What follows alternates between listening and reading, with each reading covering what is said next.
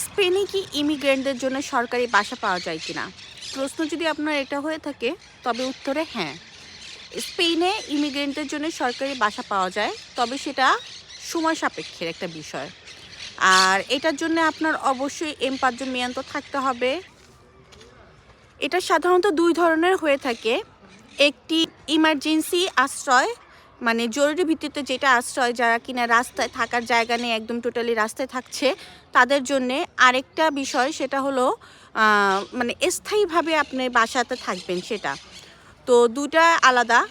যেটা কিনা মানে জরুরি ভিত্তিতে রাস্তায় যারা ছিল তাদের যেখানে রাখা হয় সেটা একদম সম্পূর্ণ পরিমাণে ফ্রি, ওটাতে টাকা লাগে না, সেটা অল্প সময়ের জন্যে। আর যেটা কিনা দীর্ঘমেয়াদী, মানে দীর্ঘমেয়াদীভাবে থাকার জন্যে, সেটার জন্যে টাকা পেমেন্ট করতে হয়। এটা সম্পূর্ণ পরিমাণে ফ্রি নয়, এটার জন্যে স্বল্প কিছু টাকা পেমেন্ট করতে হয়।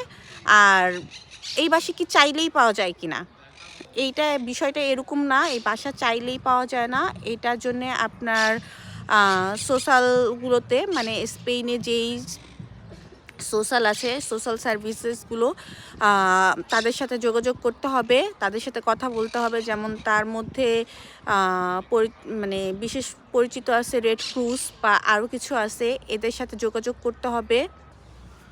অনেক লম্বা কিছু প্রসেসিংয়ের মাধ্যমে এই বাসাগুলো পাওয়া যায়, তবে খুবই টাফ এগুলো পাওয়া, যেটাই হোক। আর এই তো ছিল বলার এটাই। ভালো থাকবেন সবাই, আল্লাহ হাফেজ।